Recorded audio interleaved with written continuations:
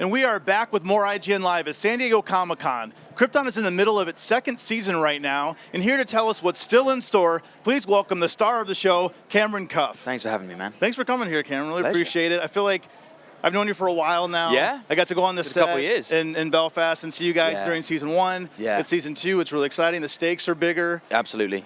But you're a DC character now. Yeah. You're in the DC mythos. You're in the larger mythology.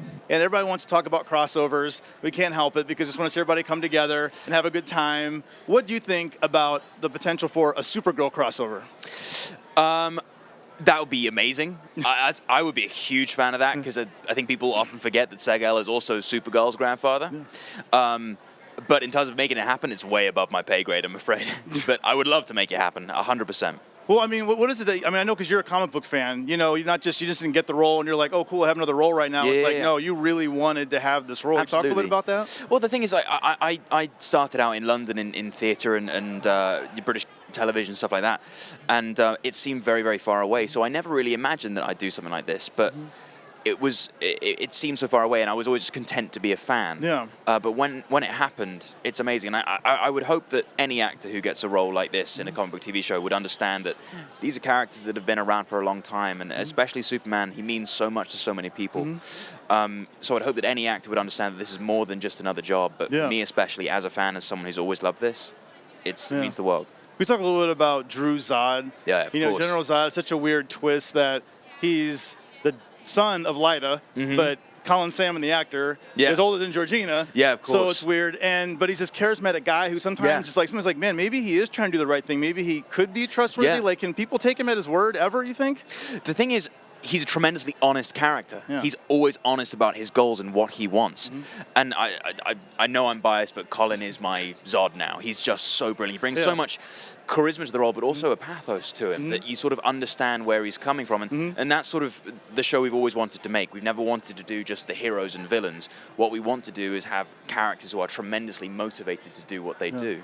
And this show loves to play. You play with a little time travel. Very much so, You know, I mean, there's obviously multiverse stuff, I mean, within the DC universe. Do you think we could ever see, or would you like to see Seg on Earth? We've seen Adam on Earth, but we'd like to see you on Earth. I mean, you know, if you were on Earth, you got that yellow sun behind you, you get some pretty cool powers. That would be awesome, wouldn't it? And I think important to the story, too, you know, in the story of Superman, there are 2 planets. There's Krypton and Earth, and I think it'd be wonderful for us to explore what that is. And also, maybe to have the opportunity to see Seg as a fish out of water with Adam on Earth. I think that'd be great to see. What do you think about the story of Seg, you know, Superman's grandfather? What do you think is important about this story in the larger DC universe?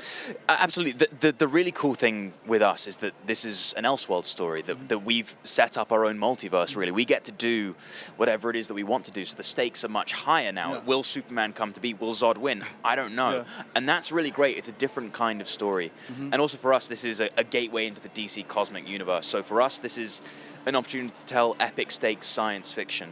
And even though Superman isn't necessarily present in the show, it's a really good opportunity for us to explore what that legacy is. Jeff Johns, when we first did the show, was saying there are so few characters you could do this with, where you can make a show about them where the character's not even in it. And it's about his legacy. What does Superman stand for when you take him out of the picture? I mean, your character's evolved since season 1. I feel like in season 1, you're a little more jokey, you're having fun, you're being the rebel, but now, because of what you went through, being locked up in the Phantom Zone for a while, it's changed you. Absolutely. I mean, you're a different character now. Seg comes out a man, essentially, and that's the first season for him is very much part of the hero's journey, and it's him sort of coming of age, and he's constantly on the back foot, really almost from the beginning. His parents are killed, and then Brainiac's coming, and then Lyta senses death, and then he meets General Zod, and he's constantly on the back foot, and he really has very little agency over his choices and what he wants to do. He's thrown into these situations. And at the very last second, he understands what it is to be a hero. In season 1, he has all these questions about who he is and what my family symbol means and how do I be a hero.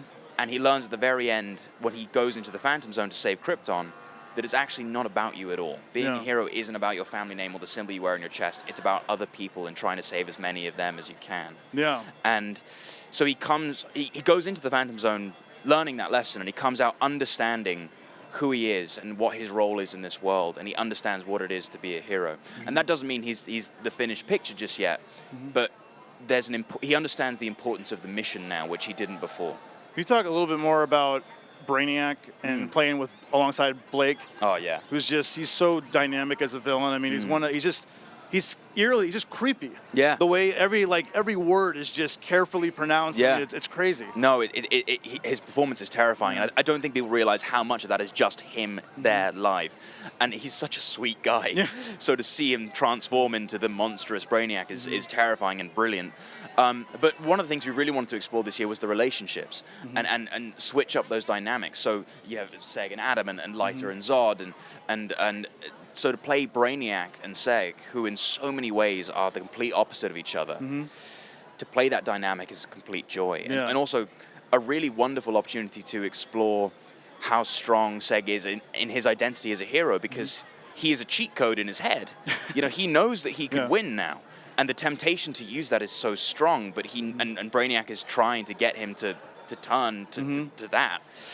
But he knows that, he'd succumb to that temptation, it could potentially be a terrible thing for the planet Krypton. And I know I've been throwing some hypotheticals at you. Another hypothetical I have to ask you. We got time travel again. We can deal with time travel. What about Superman going to Krypton? That'd be amazing. And meeting you. Yeah, Not just going to Krypton. I mean, he's born there, but I mean meeting you, though. I think that would be amazing. I think that'd be a really wonderful, touching scene, actually, because for Seg, one of the fundamental flaws of Adam Strange as a character is that he's not able to communicate the miracle of Superman. Right. How just by having a conversation with this person, he can change your life for the better. So for Seg to see that, he would see that ideal to strive towards.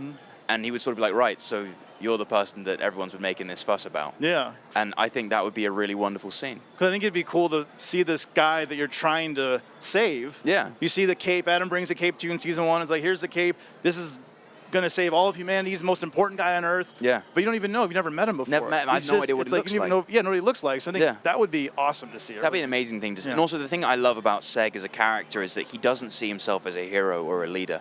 He's just a guy, and he's just a guy trying to do the right thing. Right. And he's not Superman. And I think to see the differences between the two of them and how they relate to each other would be an amazing piece of work to explore for sure. You can catch brand new episodes of Krypton Wednesday nights on Sci-Fi. IGN Live at San Diego Comic-Con will be right back after a short break.